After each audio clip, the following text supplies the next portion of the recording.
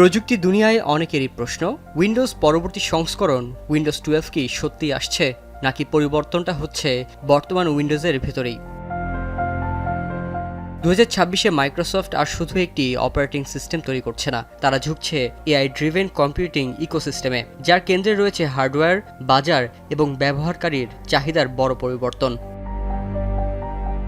বর্তমানে প্রযুক্তি সংশ্লিষ্টরা বলছেন, আলাদা কোনো নতুন উইন্ডোজ সংস্করণ আসার চেয়ে বেশি বাস্তব উইন্ডোজের ধারাবাহিক এআই আপগ্রেড এবং কো-পাইলট পিসি ইকোসিস্টেমের বিস্তার।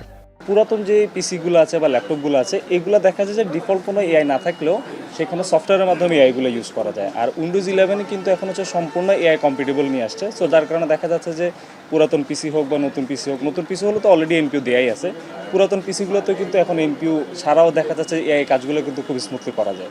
আজই নিন রবি ওয়াইফাই আর কুইজ খেলে প্রতি সপ্তাহে জিতেন টিভি।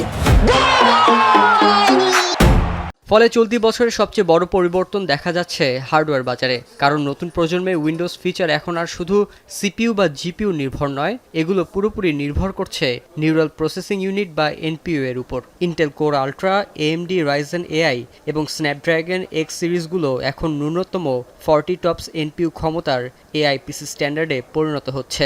এতে পুরনো সিপিইউ ভিত্তিক ডিভাইসগুলো ধীরে ধীরে নতুন এআই ফিচারের বাইরে চলে যাচ্ছে। এই পরিবর্তনের কারণে পিসি বাজারে তৈরি হয়েছে দুই স্তরের বাস্তবতা। একদিকে এআই রেডি পিসি, যেখানে শক্তিশালী এনপিইউ, র্যাম এবং উন্নত প্রসেসিং ক্ষমতা রয়েছে। অন্যদিকে রয়েছে পুরনো জেনারেশনের কম দামের ডিভাইস, যেগুলো মূলত সাধারণ কাজে সীমাবদ্ধ। এআই বেস আপনি কাজ করতে যান, তার কিন্তু একটা সিস্টেম রিকোয়ারমেন্ট আছে। আপনার প্রিভিয়াসলি পিসিটা যদি এআই রিকোয়ারমেন্টের ভিতরে পড়ে, যেহেতু প্রিভিয়াস পিসি, সেক্ষেত্রে সেটা কিন্তু আসলে হয়তো ওইভাবে পড়বে না। আপনি আসলে কোন পিসি পারচেস করছেন সেটা কিন্তু বলা যাচ্ছে না। তো সেই ওয়াই যদি চিন্তা করেন, আপনাকে আপগ্রেডেশন অবশ্যই করতে হবে। হার্ডওয়্যারটা আগে সেল করতাম একরকম প্রাইসে, এআই আপডেট হওয়ার ক্ষেত্রে পারচেস ওই প্রোডাক্টের প্রাইসটা আসলে ওরকম থাকছে না।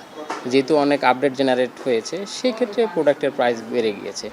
নতুন এআই পিসি আসায় বর্তমানে অনেক ডিভাইসে 16 জিবি থেকে 32 জিবি র্যাম স্ট্যান্ডার্ড হয়ে গেছে এবং হাই এন্ড মডেলে 64 জিবি পর্যন্ত ব্যবহার হচ্ছে।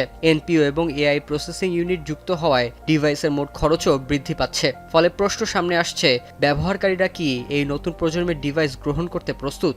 দিনকে দিন হচ্ছে যে ওএস অনেক হেভি হইতেছে, উইন্ডোজ স্পেশালি উইন্ডোজ 11, অ্যান্ড এটার সাথে অনেক কিছু ইন্টিগ্রেটেড হইতেছে, অ্যান্ড প্রত্যেকটা সফটওয়্যার হচ্ছে হেভি হচ্ছে। আগের মেন্টালিটি নেই, 30-40 হাজার টাকার বিল ওটা 60-70 হাজার টাকা চলে যাচ্ছে। সো দেখা যাচ্ছে যে এইসব আপডেট আসার কারণে আমরা যেসব নর্মাল ইউজার আছি, সাধারণ ইউজার, বাজেট ইউজার, তাদের জন্য অনেকটাই ডিফিকাল্টি ফেস করতে হচ্ছে এটার জন্য। নতুন ফিচারগুলোর মধ্যে রয়েছে real time search, document summarisation, voice command control এবং অটোমেটেড সিস্টেম অপটিমাইজেশন। এসব ফিচার লোকাল এনপিইউতে চলার কারণে অনেক ক্ষেত্রেই ইন্টারনেট ছাড়াও কাজ করছে। শাহরিয়ার জামান পুলক, এখন, ঢাকা।